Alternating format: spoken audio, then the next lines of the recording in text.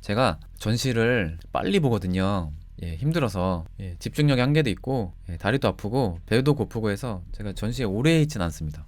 그러면서 이 미술 방송을 하고 있어요. 세상은 요지경임이죠.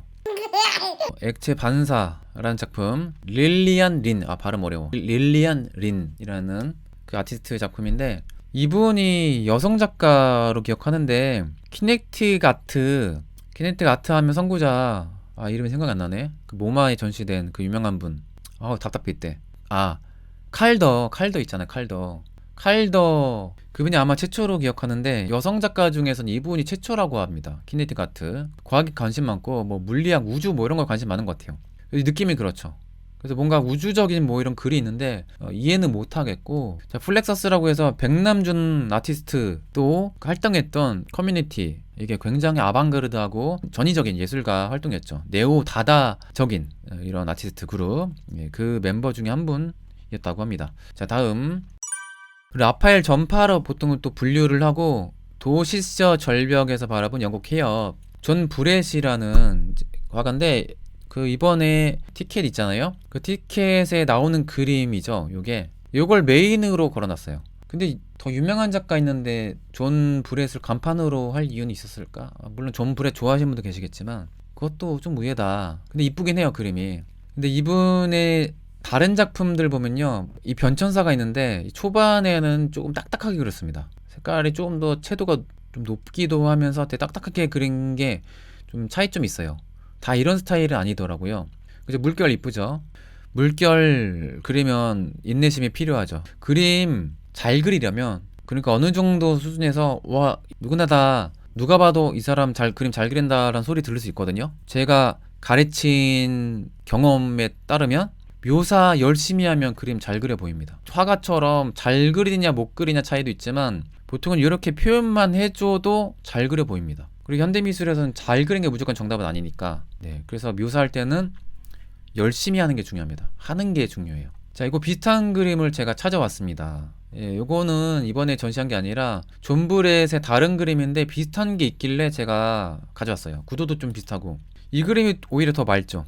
브리타니아 왕국이라고 해서 영국 식민지로 알고 있습니다. 아무튼 물 정말 맑죠. 풍경화의 매력은 이런 바다 보면 여행 가고 싶게 만드는 그런 게 있죠. 베를수도는 개찌렁이 같다고요?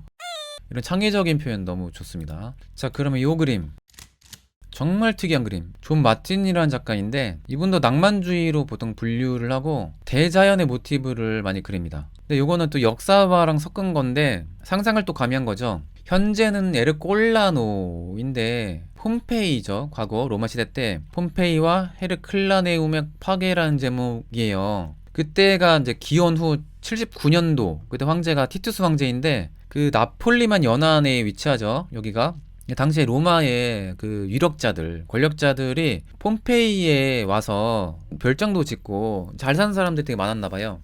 근데 그 지진, 그 용암이 솟구친 거예요. 그래서 이 도시가 추정키로 15분 만에 완전히 재앙의 도시가 된 거죠. 지옥이 된 거예요. 그러니까 역사화입니다, 이거는. 이렇게 육지가 이어지는데 폭발한 게 여기 산이에요. 베스비오산이 요건데 여기 용암이 폭발한 거예요. 폭발하면서 또 화산재가 있죠. 그래서 화산재가 이 도시를 감싼 거예요. 이 섬을. 그래서 이 화산재 구름이에요, 이게. 근데 문제는 유독가스가 있잖아요. 대부분이 질식사했대요. 꼭 그러니까 용암이나 지진 때문이 아니라 가스 때문에 질식사했어요. 대부분이. 깔려 죽은 사람도 있겠지만 이걸 시체 수습도 하기 힘든 게 뭐냐면 화산재가 섞인 비가 이게 내린 거거든요. 이게 구름을 표현한 것 같아요. 이건 번개인 것 같고. 그래서 비가 내리잖아요. 그래서 화산재랑 이 돌이랑 섞여가지고 이제 이 마른 다음에 시멘트처럼 굳어버린 거예요. 시신 수습조차 굉장히 어려웠다고 합니다. 재앙의 도시가 된 피신한 사람들을 그린 것 같은데 집 떠나고 이제 온 거겠죠. 이 사람들은 5천여 명이 사망했대요. 제 기억에는 도시의 한 5분의 1인가 4분의 1인가 죽은 것 같아요. 대재앙 사건을 그린 거죠. 폭발 때문에 그 인근만 피해본 게 아니라 그 재 때문에 15km 지점에 있는 사람들도 죽었다고 했나? 아무튼 화산재해가 더 무섭습니다. 화가 기억해야죠. 존 마틴. 그 대자연의 그 무서움, 이런 걸 표현한 화가들이 낭만주의 화가이기도 하거든요. 잠깐 봤는데 기억이 잊혀지지 않았습니다. 왜냐면 여기가 무슨 동굴처럼 보였거든요. 멀리서 봤을 때 초현실주의, 지옥을 그린 건가 생각했는데 이게 나름 역사화인 거죠.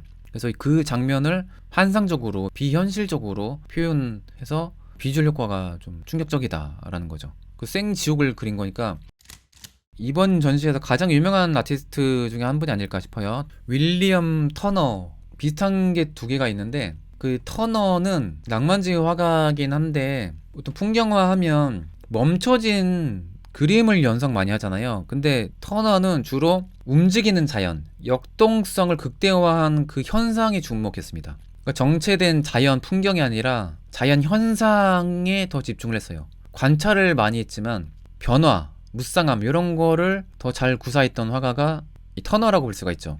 근데 의외로 이분이 종교적인 테마를 주제로도 좀 섞어놓은 게 있습니다.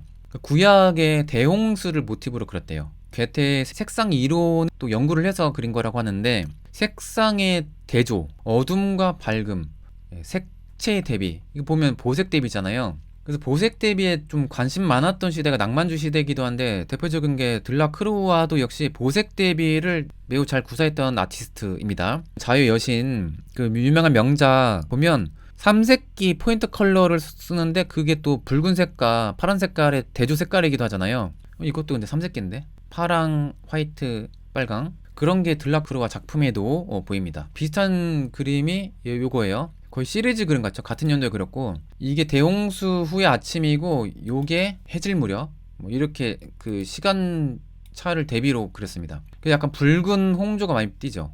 이 그림 같은 경우에는. 그리고 역시 구약에 그 모세와 노뱀을 모티브로 그렸대요. 모세가 지금 그 창세기를 쓰고 있는 장면, 책을 막 쓰고 있는 느낌이고 구약에 나온 노뱀 지팡이에 주로 이렇게 위에 가마지 있잖아요. 이 군중들이 있죠. 알고 보면 이게 사람이에요. 그냥 보면 사람인지 모르겠잖아요. 근데 그걸 모티브로 그렸다고 합니다. 자, 그리고 의외로 터너가 종교 관련된 모티브로 많이 그려요. 특히 구약. 자, 요게 불검을 들고 있는 미카엘 천사라고 합니다. 그리고 여기 곳곳에 모티브에 그 목을 들고 있는 유디트도 보이고 그 아담과 이브가 어디 있어요. 살해당한 아벨 보고 이제 슬퍼하는 아담과 이브라고 하는데 요거 봐서는 좀 헷갈려요. 누가 아담이고 죽은 아벨인지. 아무튼 구약을 모티브로 인물들을 또 배치했다고 합니다.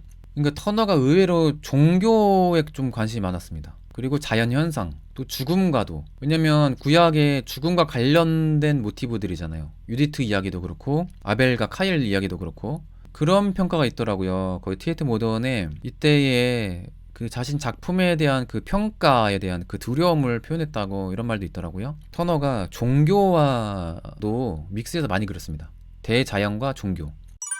일부러 배치를 했어요. 그 시대 때에 터너와 또 반대되는 유명한 화가 존 컨스터블. 이분 매니아들 되게 많죠. 소년이 앉아있는 두 개 있는 햄스테드 히스의 브랜치 힐 연못이라고 해서 제목은 너무 길고 낭만주의로 시대가 그러니까 보통 분류를 하는데 저는 이전에 풍경화에서 이 컨셉을 이야기할 때 시대는 낭만주의지만 이번은 오히려 사실주의에 더 가깝다라고 평가를 했죠. 제가 특히나 정적인 것에 성실히 관찰에 임했던 관찰을 매우 중요하게 여겼던 비슷한 말 하셨는데 그 나뭇가지의 이파리 이게 매일매일 다르다 같은 게 아니다 그만큼 관찰이 중요하다는 것을 그 강조했던 그런 분 목가족이고 평화롭고 정적인 갑자기 터너 그림 보면 진짜 에너지가 넘치잖아요. 이게 다른 거예요. 완전히 다릅니다. 근데 이번에 갔다 오신 분들이 터너 기대하고 왔는데 오히려 이 컨스터블이 더 좋았다고 이런 분도 계시더라고요. 그리고 이분이 별명이 있죠. 구름의 화가라는 별명. 구름을 관찰을 진짜 열심히 하셨어요. 구름의 그 디테일 이거 보면 어떤 날씨인지가 분위기가 확 그대로 전달되는 느낌. 그리고 낭만주의의 특징이기도 한데 대자연을 바라보는 작은 인간, 자연 안에 인간은 그 일부로 존재한다는 거를 또 보여주는 것 같기도 해요. 다른 시대의 풍경화들보다도 특히 이 시대 때의 낭만주의 시대 때 풍경화는 대자연 속에 그 사람을 되게 작게 표현하거나 크기를 말한 게 아닙니다. 그러니까 뭔가 인간이 바라본 그 무서운 대자연이라든지 인간은 뭐 다 자연의 일부분이라는 그런 인식이 있는 것 같아요. 예를 들어서 이건 다른 그림이에요. 이번 전시 안 한 건데 지금 사람이 있고 수레를 끌고 있는데 그냥 보면 사람이 거의 존재감이 없어요. 이 사람 자체가 중요한 게 아니다는 거죠. 대자연 속의 일부라는 거고 그다음에 무지개 현상을 그렸네 이분도. 컨스터블이 다른 그림에서도 무지개 그린 작품이 있습니다. 그런 작품들이 좀 매력이 있더라고요. 초원에서 바라본 솔즈베리 대성당, 예, 전경입니다. 자, 그리고 짧게 넘어갈게요. 네온사인. 여러분, 요 작품 기억나시나요? 저는 기억이 안 나가지고 너무 대충 봤나 봐. 그래서 거울과 하얀 등이 있는 통로, 작게 들어갔다 나왔다는 그 체험을 할 수 있는 그런 작품인데, 이분 브루스 나우만 하면요, 네온사인 관련된 그런 모티브로, 예, 조명 예술을 많이 하셨던 분입니다. 자, 그리고 다음 우주 먼지 입자. 되게 유명한 분이에요. 그래서 요것도 유명한데 테이트 모던 갔다 오신 분들 기억하실 거예요. 요거 느껴보신 분 계시나요? 근데 저 학생 때 갔을 때는 저 요거 못 느껴봤거든요. 저희 누나는 이거 느꼈다고 했던 것 같은데, 테이트 모던 갔다 왔는데 왜 이 태양 바라본 기억이 없을까요? 이분의 작품들 보면 인공 폭포, 인공 무지개, 이런 자연 현상을 그 자신의 스타일로 인위적으로 만드는 작품을 많이 하고, 또 환경에도 관심 많은 분입니다. 제3세계의 그 가난한 사람에 대한 그 연민도 있는 것 같아요. 그래서 아프리카 여행한 이후에 전기가 없어서 밤에 공부를 못 한다는 걸 알고 손전등을 자기가 자기 스타일로 디자인한 다음에 또 기부도 했던, 뭐 되게 마음 따뜻한 분입니다. 그 요번에 또 온 것 중에 하나가 노랑과 보라라는 보색 대비를 응용한 빛의 미술, 요것도 작품을 하셨고, 올리퍼 엘리아슨, 이분 유명합니다. 덴마크 아티스트 출신이고, 또 우주에 관심 많아요. 이거 보면 딱 봐도 우주적이지 않나요? 근데 제목 이거 우주 먼지가 아니라 별의 먼지 입자로 번역해야 될 것 같은데, 스타라고 써있던데요, 원어 보니까. 어쨌든 그러니까 사람들이 이 인공태양 보고 즐기는 거죠.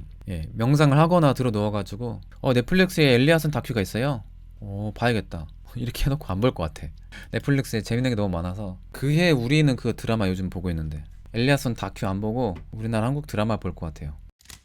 자, 유일하게 바깥에서 사진 찍을 수 있었던 작품 중에 하나가 데이비드 바첼러의 브릭 레인의 스펙트럼, 그런 무지개 벽돌이라는 뜻이네요. 그죠? 이걸 뭐 일명 모노크로 모바일이라고 하더라고요. 예, 여기 브로셔에는. 여러분, 이 작품 보신 분 계시나요? 야요이 쿠사마 작품이 맞았다고 해요. 저 이거 안 들여다봤는데, 야요이 쿠사마 하면 다른 약간 점 찍는 약간 좀 징그러운 그런 스타일 유명해서 저는 이거 봤을 때 의외였거든요. 아, 이런 스타일도 있었나? 그 반사되는 걸 이용해서 자신만의 점을 거울로 반사된 걸로 또 보여준 것 같기도 하고. 이거 안에 구멍으로 보셨나요? 주연 김님 그럼? 저는 그냥 슥 지나갔습니다. 네, 대신 이걸로 보면 되니까. 네. 빌레름 함메르쇼이, 이분 비슷한 작품이 너무 많아서 제가 블로거 분이 올린 거 그 작품 테이트 모델은 없어가지고 이게 있었나 싶기도 하고 해서 이번 전시는 없을 수도 있습니다. 어쨌든 테이트 모던에 있는 그 작품을 제가 이미지를 가져왔거든요. 인테리어라는 작품, 이게 옛날에 자신이 작업했던 집을 모티브로 그랬다고 합니다. 이거 굉장히 공허한 분위기, 그 미국식 사실주의 코퍼가 약간 연상되기도 하고, 그리고 되게 좀 신비로운 분위기, 몽환적인 분위기도 있고, 그린 스타일 보면요, 색깔이 되게 강합니다. 그러니까 색채가 강하다는 게 아니라 자신의 개성이 강하다고요. 다른 작품 보면 빌레름 함메르 쇼이라는 게 좀 느껴져요. 근데 문제는 이 작품들끼리 너무 비슷해서 어떤 그림인지 구별이 좀 안 되는 거 있습니다. 칸딘스키 작품 몇 개 있었죠? 하나 있었나 두 개 있었나? 칸딘스키 유명한 작품이 너무 많다 보니까 좀 약간 그 중에서는 덜 유명한 작품이죠. 진짜 유명한 작품 중 하나, 특별전이 제가 작년에 빌바오에 있는 구겐하임 갔을 때 푸른 산이라는 작품이 있었거든요. 청기사파 시절의 반추상 그림, 제가 되게 좋아하는 그 그림이 있는데, 이거는 면 분할하는 그 구성, 이런 스타일의 작품을 하셨을 때의 작품이고, 시대로 따지면 칸딘스키가 먼저인가요? 호암미로가 먼저인가요? 왜냐면 호암미로가 칸딘스키의 영향을 받았던 걸로 기억하거든요. 왜냐면 약간 스타일이 둘이 약간 겹치는 게 없잖아요, 있어서. 칸딘스키와 빛은 어떤 관계인가요? 그니까요. 그림 다 가져온 다음에 그냥 주제를 붙인 거예요. 아닐 수도 있는데 애매하죠. 칸딘스키 하면 음악이죠. 원래는 음악을 모티브로 추상을 미술한 거니까. 근데 어쨌든 빛에 대해서는 연구를 안 할 수가 없어요. 그림을 그린 사람들은. 예. 빛은 직접적으로 바로 떠올리진 않네요. 칸딘스키 하면. 브릿짓 라일리라는 여성 화가죠. 나타라차가 뭔가 했더니 힌두교의 춤의 제왕이래요. 왜 이런 제목인지는 모르겠으나 이것도 시리즈 그림이라서 이거 비슷한 그림 다른 나라에 꽤 많을 거예요. 이분이 대표적인 오바트를 하시는 분인데, 뭔가 점 찍어 놓고 막 눈에 착시 현상 이용한, 멀리서 보면 막 그 움직인 듯한 굴곡 있는 듯한, 너무 많이 보면 눈 아픈, 정신 사나운 약간 그런 느낌의 작품들이죠. 저 지금 화면 계속 뚫어져 보고 있는데 눈 아픕니다 지금. 눈 건강에는 좀 안 좋을 수가 있는 오바트를 하시는 브릿지 라일리라는 분의 작품이고, 예를 들어서 매지가이 기억나시죠? 매지가이 같은 점 여러 개 찍어놓고 이게 여러 점이 겹쳐놓으면 뭔가 굴곡이 왜곡져서 보이는 이런 그런 느낌 있잖아요. 그런 류의 그림들을 오바트라고 합니다. 그래서 오바트 그림들만 보면 이게 대체로 이런 식이구나 이렇게 이해하는 게 더 좋을 것 같아요. 레이마르 파랑, 제임스 터렐이라는 아티스트의 작품입니다. 이분도 요 비슷한 스타일로 많이 작업하시죠. 포인트 컬러에 뭔가 빛 효과를 내서 마치 마크로스크의 그림을 감상하는 것처럼 뭔가 깨우침을 유도하는 그런 예술, 개념 미술이죠. 어떻게 보면. 그래서 이분이 이런 말씀을 하셨대요. 나의 예술은 빛 자체를 다룬다. 이것은 그러니까 이 빛이란 거죠. 깨우침의 매체가 아니라 깨우침 그 자체이다. 빛 자체가 깨우침이다. 라는 어려운 말씀 하셨습니다. 모르겠어요? 색상환 세 번째. 이것도 시리즈 작품이겠죠. 피터 쉐줄리. 동그란 색상환 표 같은 요런 빛, 그런 설치 미술을 하신 작가. 이거 그러니까 비슷한 게 다른 나라에도 있습니다. 이런 작품이 있었고요.